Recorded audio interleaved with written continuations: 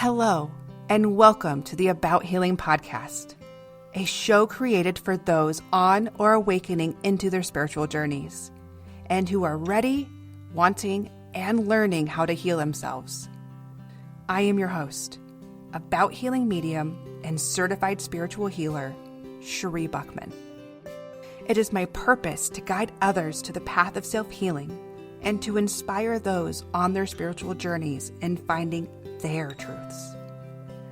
Join me as I share my experience and unfiltered perspective in healing, as well as the incredible wisdom of the loving energy that guides us. Let's begin.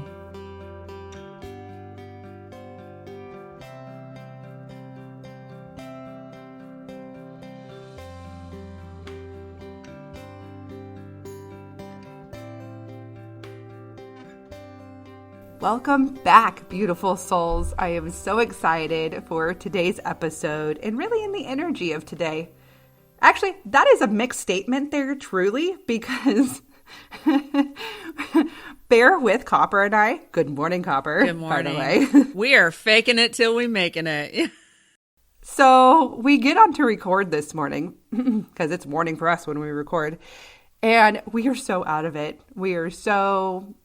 it's August, and at least while we're recording this episode, we're in this deep, heavy week. I don't know if this is an astrology thing. I've heard something about Lionsgate. I haven't been too focused because I don't have time to focus on anything else other than the plethora of things that's falling around me. Copper, you too? Well, that was the thing because, man, I was prepared to bring it up when I got on, and you immediately said something. I'm like, almost relief that it might not just be me. The struggle is very real right now. It just seems much thicker than it usually is, especially since I can't even pinpoint anything bad or anything extra. It just feels thicker than normal. True story. And it's just where I'm at too. I have nothing to truly complain about other than just being so busy and not enough time. And I'm exhausted and I don't know why. But yet there's big reasons why. But we started talking more and more, and then we got into a very strange delirium place. More than usual. Right. Weirder than usual. And that's a really, really, that's a really firm statement. That's a big statement to say. So we're trying to reel it in, so please bear with us if you find me in a giggle state. Because that's just where we are. And I think I really just wanted to mention that too, because if you're in that, just know that it's okay. And by the time this is truly airing, hopefully we're out of it, but just know, that we're there and we're sometimes in the ebb and not always in the flow. And that's okay too, which we'll talk a little bit more about later in this episode to get excited and tell you guys what's going on here. I'm trying to reframe my mind here. This week, the week that this podcast airs, this episode airs, Copper and I are at a podcast conference in Denver. Podcast movement in Denver. Denver this year. They move around the country every year. So, but yeah, I can't wait. Well, I don't have to wait because if you're listening to this, we're already there. So, yeah. Right. And so Copper's getting her Christmas bonus early this year. And so we're going and doing amazing things to go learn. Hey, nothing I love more. It's the perfect gift for me. I'm excited about the learning. Well, I'm excited about the learning and the networking because that's what we're doing. We're taking more information in to understand. Again, we're a new podcast. And although this is brand new to me, Copper has been in it, but there's always new things, new innovations, new ways. And we're going to learn from experts that are in this or have been podcasting for a very long time. And I don't know, learning how to take this to the next step. And who knows who we'll meet. And you kind of made a good point there. I have been in this for a long time, almost 10 years. But the thing is, it's a completely different show than it used to be. So I think that it's one of those fields that you're going to always have to be learning because it changes so much. So yeah. Technology and everything else in it, new editing styles for Copper and maybe new ways for me to speak. I don't know. I'm in it for everything. Someone teach me. I'm all for it. Plus, more importantly, time to be together. Oh, I was just about to get to it. Yay! that we're on the same page. And I think that's truly the best part about this. Is honestly, this conference is just an excuse for Copper and I to get together. Right, because we live in two different states. She's in Texas and I'm in Michigan. So we are meeting in the Rocky Mountain State. We're going to learn and do awesome things, but we're also going to be floating that lazy river. So that's totally... And maybe you'll get some updates on social media from us this week of fun pictures of what we're doing and learning, or who we're meeting. Who knows? So please follow on social media and let's see what happens. So to get into this week's topic, this is a topic that I'm actually very excited about. In fact, when I was creating this season and what I wanted to speak about, this was one that was on the top of my list. Creativity. And in fact, I want to talk about something a little bit more than that. I want to talk about the magic of creativity. So let's break that down. Let's first talk magic, which, by the way, just getting into this, and actually when I even wrote this down on my outline, just saying, let's talk about magic for a minute, my mind wandered in 500 different directions. I'm like, oh, that little kid in me that watches, all the magic shows and wondering if I was going to be like Sabrina waking up on my 16th birthday, getting magical powers, or watching practical magic and bawling like a baby and just all the things. So just know that inspired me, that we'll be doing a whole magic series eventually on the podcast. Gonna happen. Totally and completely. So just planting that seed for you to get excited that you stay tuned with me. But let's go a little bit more simple, at least in this one. Okay, so what is magic?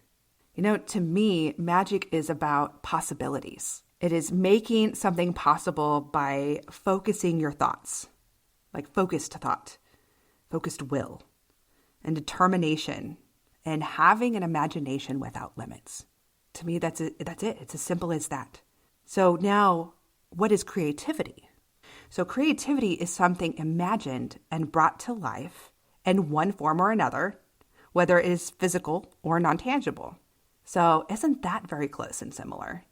When I was creating, and truly, I just wanted to talk about creativity, but the more I got focused and into this topic, I realized more about how I truly believe that creativity is a form of magic.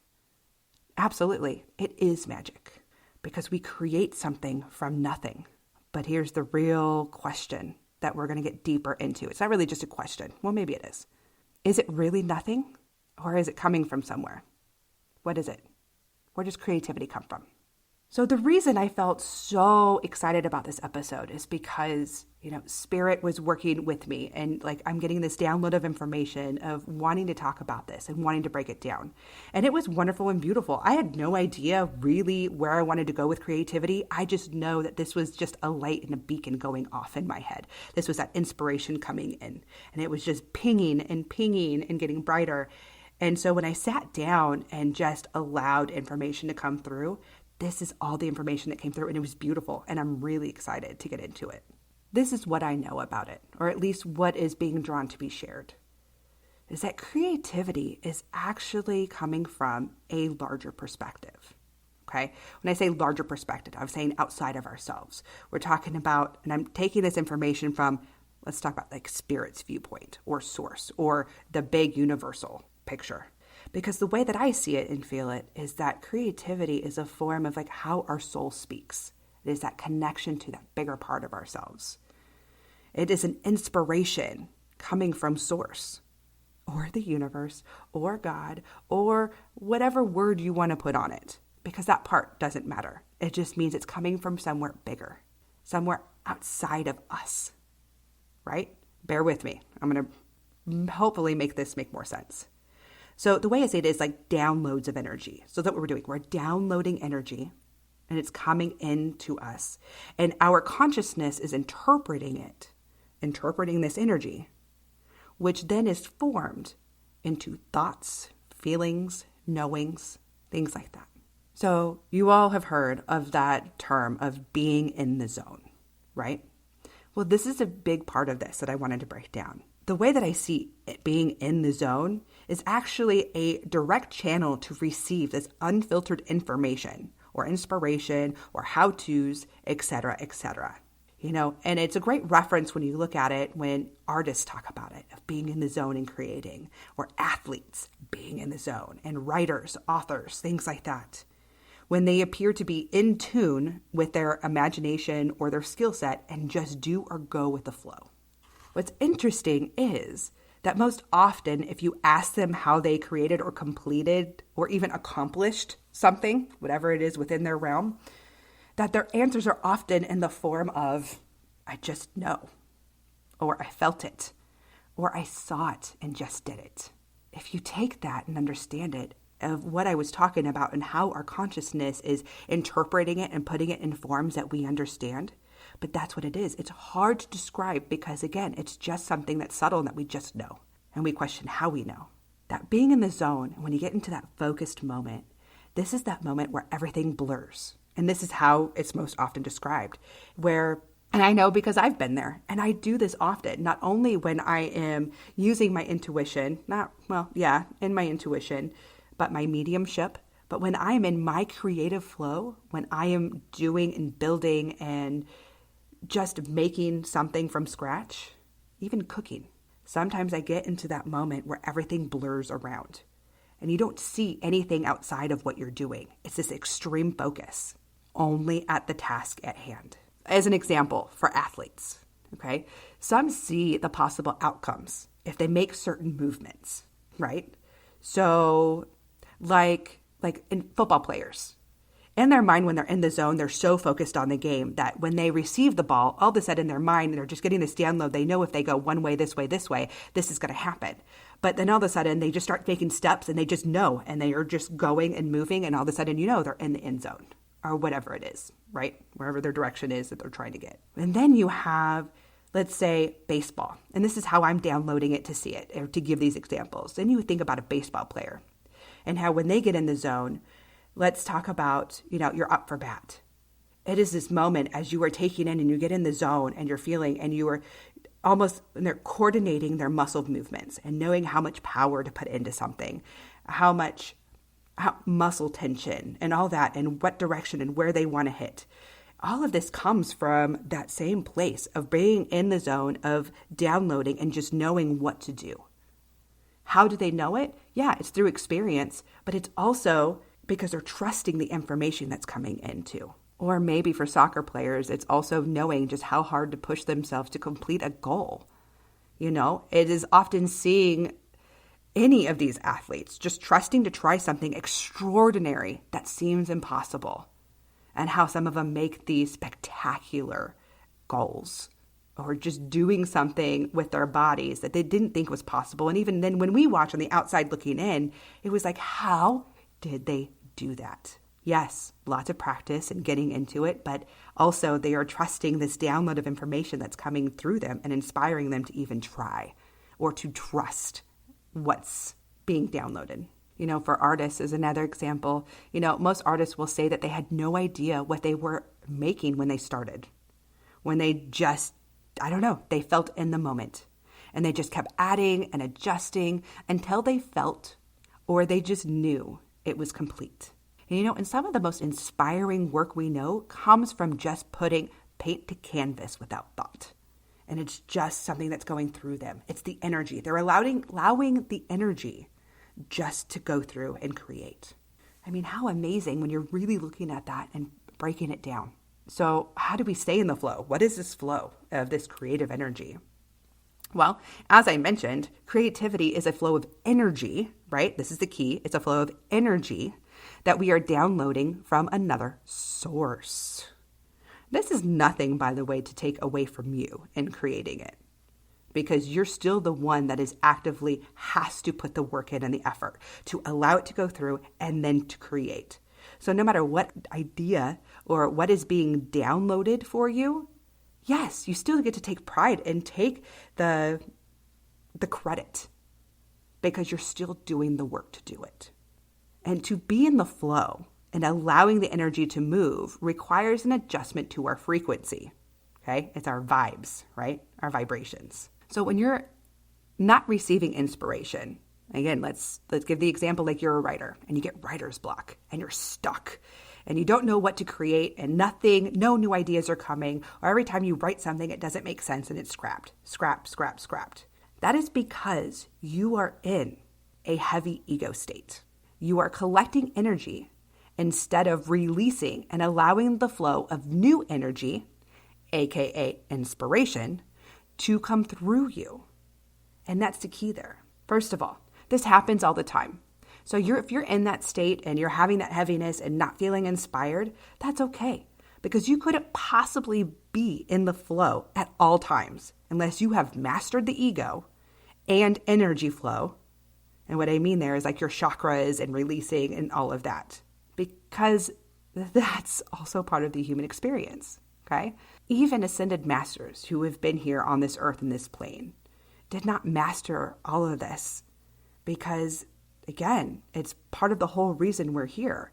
And it takes a lifetime to get to that point because even for them, it took a whole lifetime to get to a point of understanding that. So the point is, you're human.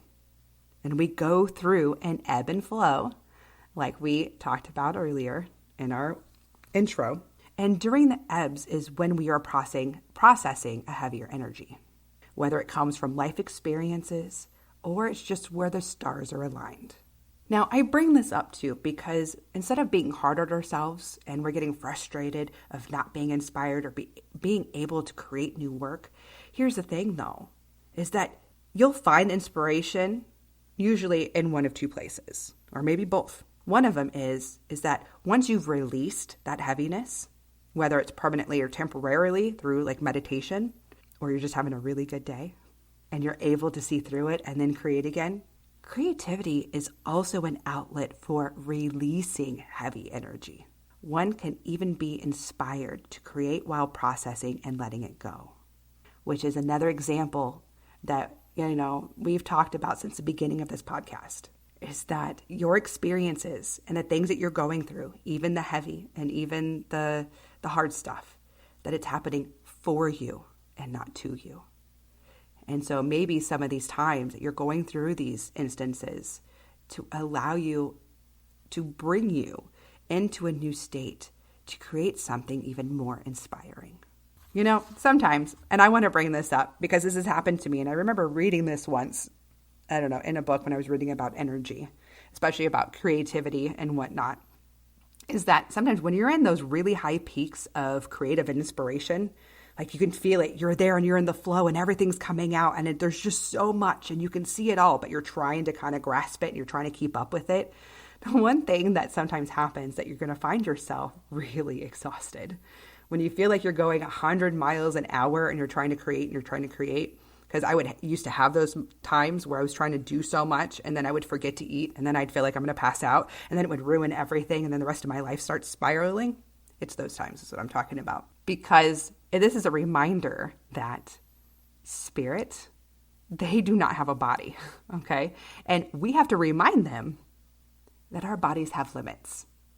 So sometimes it's about setting the spiritual boundaries with our, the guides that are bringing in this creative flow. Like, hey, I have a body. Like, I need to eat and sleep. Or I have children. I have a family. Like, I need to bring a little balance.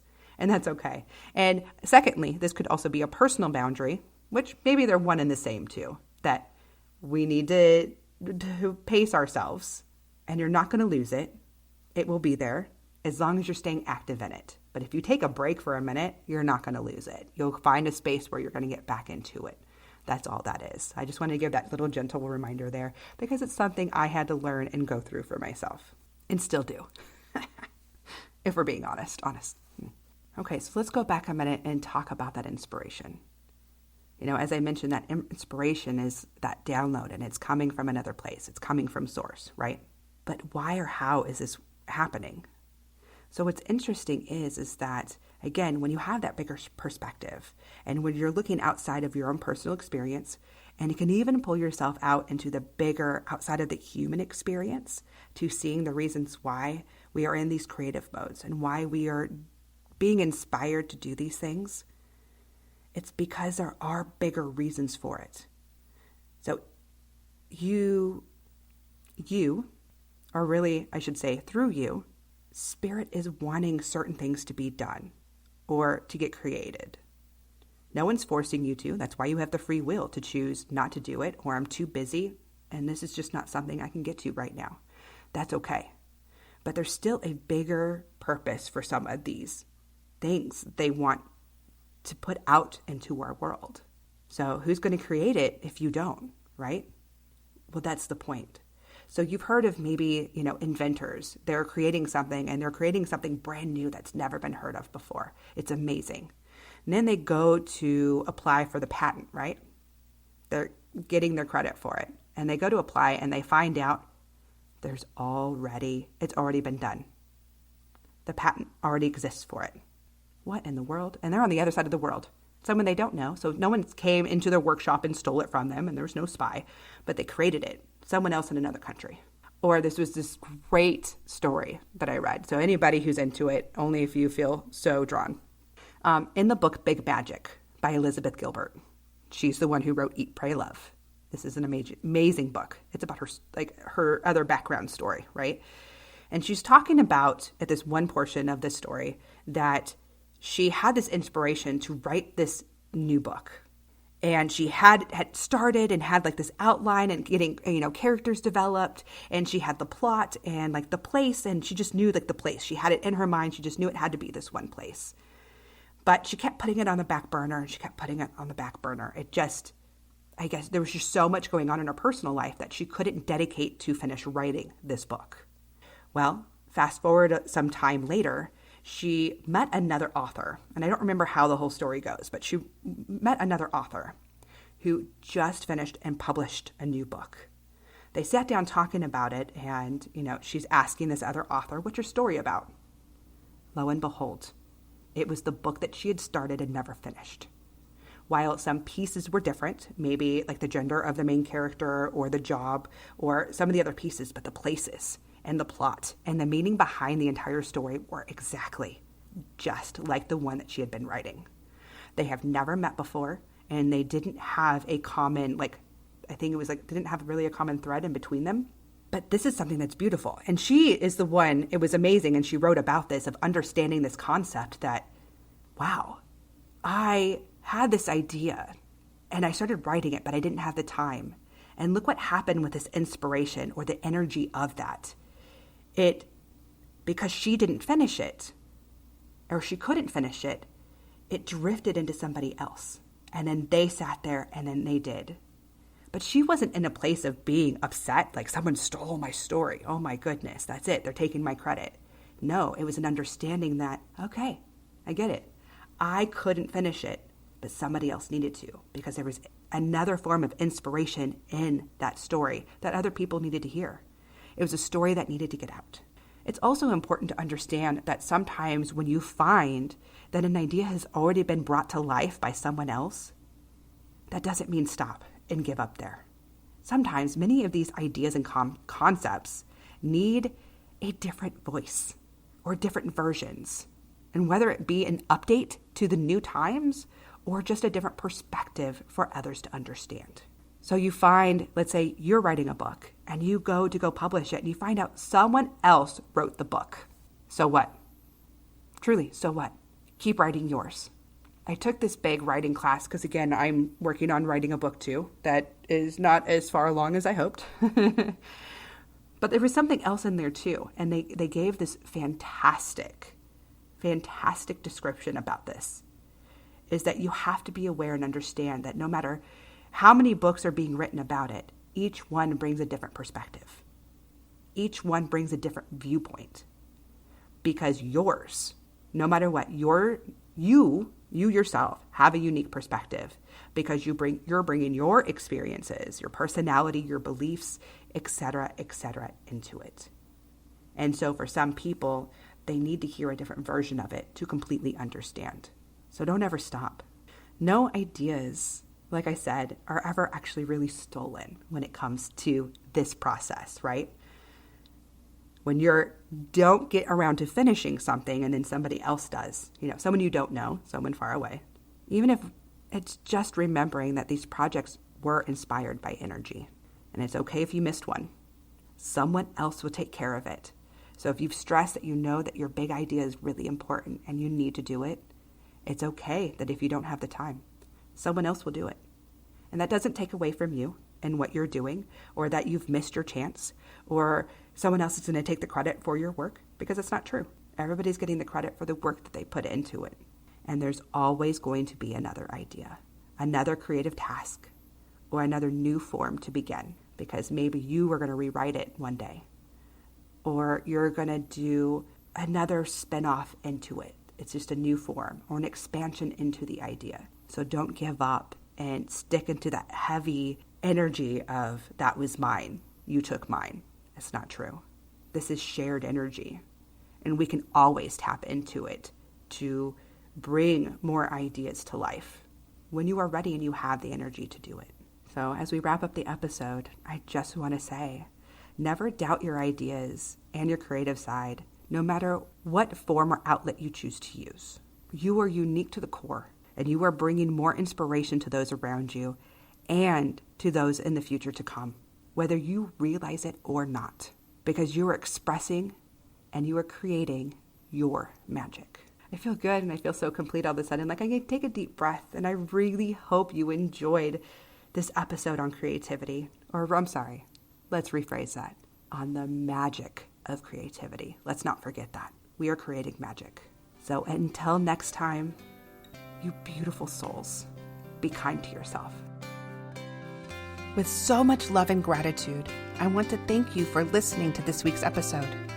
My hope today is that the message continues to guide you along your path to healing. To learn more about me and my purposeful work, visit my website at abouthealingmedium.com. You can also follow About Healing Medium on Facebook and Instagram, where you can find the episode's healing guidance, quotes, tips, insights, and chances to win free stuff. To ask a question or to share comments, email me at abouthealingpodcast@gmail.com, or feel free to reach me on Facebook and Instagram at About Healing Medium. Until next time, be kind to yourself.